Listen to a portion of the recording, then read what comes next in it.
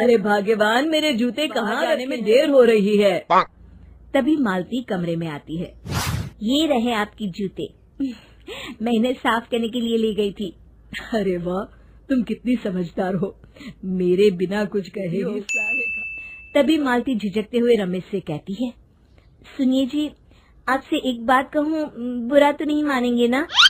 अरे नहीं नहीं, बेफिक्र होकर कहो। शादी से पहले मैं अपने मायके में नौकरी करती थी। मैं चाहती हूँ कि अब मैं फिर से नौकरी करना शुरू कर दूं। वैसे भी सारा दिन घर में बोर हो जाती हूँ। तुम्हारे नौकरी करने से मुझे कोई ऐतराज नहीं है, लेकिन तुम्हें एक बात बता दूं, हमारे खानदान में आज तक कभी किसी औरत ने नौकरी नहीं की। फिर भी एक बार तुम माँ से पूछ कर देखो, अगर वो तुम्हें नौकरी करने की इजाजत दे देती है तो अच्छी बात है। रमेश वहाँ से चला। शाम मालती अपनी सास के पैर दबा रही होती है। तभी उसकी सास मालती से कहती है, अरे क्या बात है बहू, आज तो ठीक तरह से मेरे पैर नहीं दबा रही। किसी ख्याल में खोई पड़ी है क्या? मैं भी तो जानूं आखिर बात क्या है। दरअसल वो माँ जी। अरे हाँ हाँ, वो सोच क्यों रही हो? माँ जी, अगर आप बुरा न माने तो मैं नौकरी करना चाहती हूँ। घर के काम करने के बाद मेरे पास काफी वक्त बच जाता है। मालती की ये बात सुनकर उसकी सास गुस्से में कहती है, अरे बहू ठीक है ना, आज ये कैसी बहकी बातें कर रही है? भला हमारे खानदान में आज तक कभी किसी औरत ने नौकरी की है जो तू नौकरी करने की बात कर रही है, हैं? अरे बहू, तू क्या रिश्तेदारी में हमारी आना है? जितना जल्दी हो सके अपने दिमाग से नौकरी का भूत उतार दे, और अब जा, जल्दी से रसोई में जा, खाना बनाने का वक्त हो रहा है। मालती मन मार कर खाना पकाने के लिए रसोई घर में। अगले दिन। नमस्ते माँ जी, कैसी हैं आप? अरे आओ आओ दिवाकर बेटा, बैठो, मैं तुम्हारे लिए चाय। जरा एक कप चाय तो लेती आना। फिर दिवाकर एक फाइल खोलकर मालती की सास के सामने रख देता है। ये देखिए माँ जी, ये है पिछले महीने का हिसाब, और ये रहे मुनाफे के रुपए। एक बार हिसाब देख लीजिए और इन कागजों पर। अरे दिवाकर बेटा, मैंने भला आज तक कभी तेरा हिसाब देखा है जो अब देखूंगी? दस्तखत करूं?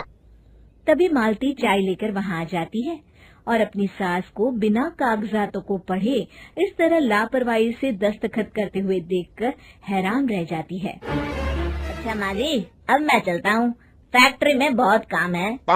फिर दिवाकर वहाँ से चला जाता है। कुछ दिनों बाद मालती बाजार में कुछ सामान खरीद रही होती है।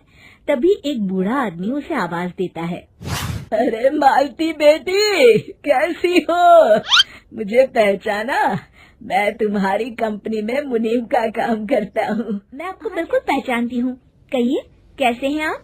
मैं तो ठीक हूँ, कंपनी में कुछ भी ठीक नहीं चल रहा, यहाँ तक कि हमें ठीक वक्त पर तनख्वाह भी नहीं मिलती। ये आप क्या कह रहे हैं? अब क्या बताऊँ, आप लोग तो कभी हिसाब किताब देखने दफ्तर आते नहीं। मेरी मानो तो एक बार आप लोग दफ्तर आकर सारा हिसाब किताब देख लो, पता चल जाएगी। अच्छा बेटी, अब मैं चलता हूँ, देर हो रही है। फिर वो बूढ़ा वहाँ से चला जाता है। वहीं दूसरी तरफ मालती घर पहुंचकर अपनी सास को सारी बात बताती है, आ जाता है। लेकिन मालती की सास मालती की किसी भी बात पर विश्वास नहीं करती।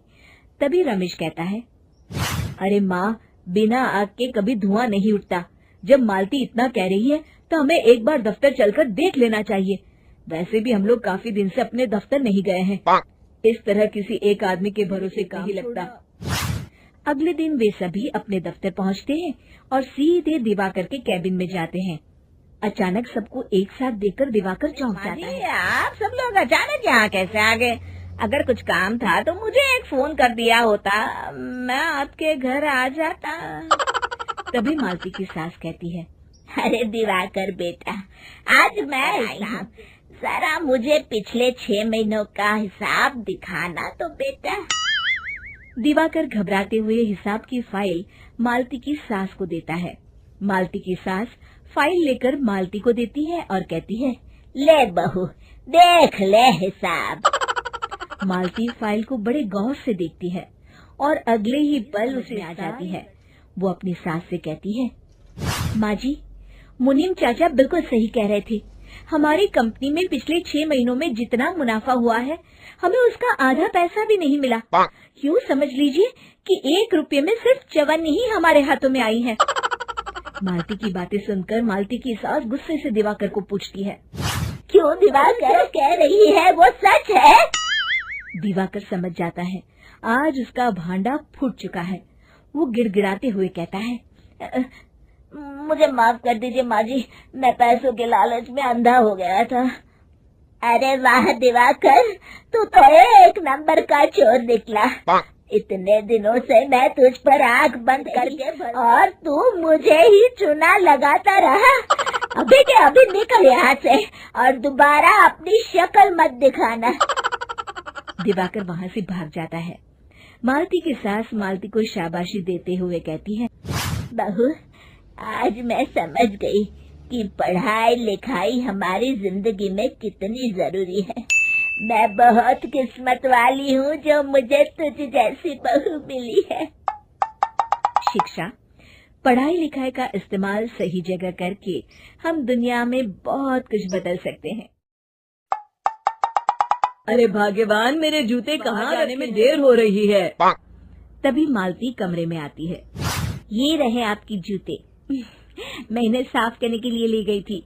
अरे वाह, तुम कितनी समझदार हो, मेरे बिना कुछ कहे ही। तभी मालती झिझकते हुए रमेश से कहती है, सुनिए जी, आपसे एक बात कहूँ, बुरा तो नहीं मानेंगे ना? अरे नहीं नहीं, बेफिक्र होकर कहो। शादी से पहले मैं अपने मायके में नौकरी करती थी। मैं चाहती हूँ कि अब मैं फिर से नौकरी करना शुरू कर दूँ। वैसे भी सारा दिन घर में बोर हो जाती हूँ। तुम्हारे नौकरी करने से मुझे कोई ऐतराज नहीं है, लेकिन तुम्हें एक बात बता दूं, हमारे खानदान में आज तक कभी किसी औरत ने नौकरी नहीं की।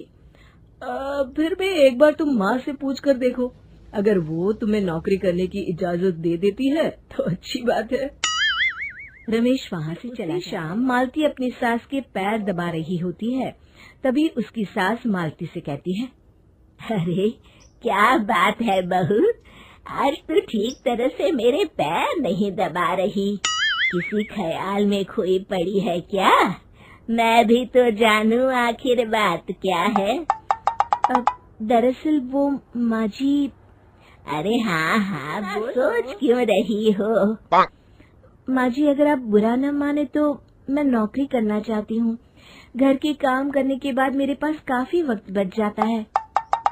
मालती की ये बात सुनकर उसकी सास गुस्से में कहती है, अरे बहू ठीक है ना, आज ये कैसी बहकी बातें कर रही है? भला हमारे खानदान में आज तक कभी किसी औरत ने नौकरी की है जो तू नौकरी करने की बात कर रही है, हैं? अरे बहू, तू क्या रिश्तेदारी में हमारी आती है? जितना जल्दी हो सके अपने दिमाग से नौकरी का भूत उतार दे और अब जा, जल्दी से रसोई में जा, खाना बनाने का वक्त हो रहा है। मालती मन मार कर खाना पकाने के लिए रसोई घर में। अगले दिन। नमस्ते माँ जी, कैसी हैं आप?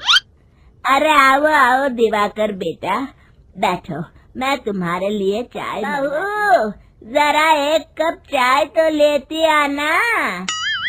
फिर दिवाकर एक फाइल खोलकर मालती की सास के सामने रख देता है। ये देखिए माँ जी, ये है पिछले महीने का हिसाब और ये रहे मुनाफे के रुपए। एक बार हिसाब देख लीजिए और इन कागजों पर अरे दिवाकर बेटा, मैंने भला आज तक कभी तेरा हिसाब देखा है जो अब देखूंगी? दस्तखत करूं? तभी मालती चाय लेकर वहाँ आ जाती है और अपनी सास को बिना कागजातों को पढ़े इस तरह लापरवाही से दस्तखत करते हुए देखकर हैरान रह जाती है। अच्छा माँ जी, अब मैं चलता हूँ, फैक्ट्री में बहुत काम है। फिर दिवाकर वहाँ से चला जाता है। कुछ दिनों बाद मालती बाजार में कुछ सामान खरीद रही होती है। तभी एक बूढ़ा आदमी उसे आवाज देता है। अरे मालती बेटी, कैसी हो? मुझे पहचाना? मैं तुम्हारी कंपनी में मुनीम का काम करता हूँ। मैं आपको बिल्कुल पहचानती हूँ।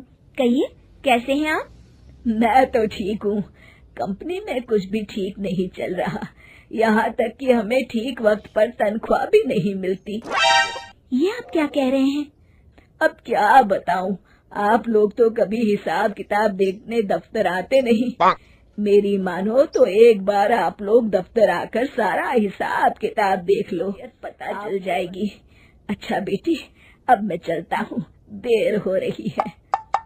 फिर वो बूढ़ा वहाँ से चला जाता है। वहीं दूसरी तरफ मालती घर पहुंचकर अपनी सास को सारी बात बताती है आ जाता है। लेकिन मालती की सास मालती की किसी भी बात पर विश्वास नहीं करती। तभी रमेश कहता है, अरे माँ, बिना आग के कभी धुआं नहीं उठता। जब मालती इतना कह रही है तो हमें एक बार दफ्तर चलकर देख लेना चाहिए। वैसे भी हम लोग काफी दिन से अपने दफ्तर नहीं गए हैं। इस तरह किसी एक आदमी के भरोसे काम नहीं लगता। अगले दिन वे सभी अपने दफ्तर पहुंचते हैं और सीधे दिवाकर के केबिन में जाते हैं। अचानक सबको एक साथ देखकर दिवाकर चौंक जाता है। आप सब लोग अचानक यहाँ कैसे आ गए? अगर कुछ काम था तो मुझे एक फोन कर दिया होता, मैं आपके घर आ जाता।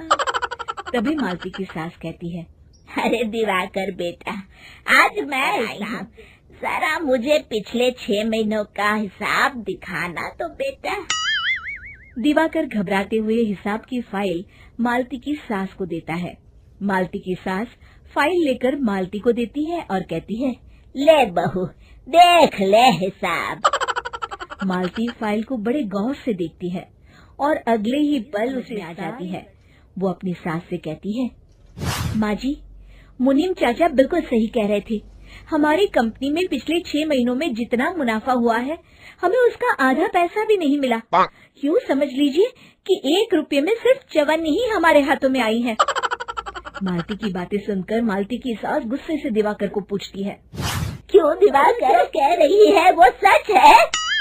दिवाकर समझ जाता है आज उसका भांडा फूट चुका है। वो गिड़गिड़ाते हुए कहता है, मुझे माफ कर दीजिए माँ जी, मैं पैसों के लालच में अंधा हो गया था। अरे वाह दिवाकर, तू तो एक नंबर का चोर निकला। इतने दिनों से मैं तुझ पर आंख बंद करके और तू मुझे ही चुना लगाता रहा। अभी के अभी निकल यहाँ से और दोबारा अपनी शक्ल मत दिखाना। दिवाकर वहाँ से भाग जाता है। मालती की सास मालती को शाबाशी देते हुए कहती है, बहू, आज मैं समझ गई कि पढ़ाई लिखाई हमारी जिंदगी में कितनी जरूरी है। मैं बहुत किस्मत वाली हूँ जो मुझे तुझ जैसी बहू मिली है। शिक्षा, पढ़ाई लिखाई का इस्तेमाल सही जगह करके हम दुनिया में बहुत कुछ बदल सकते हैं।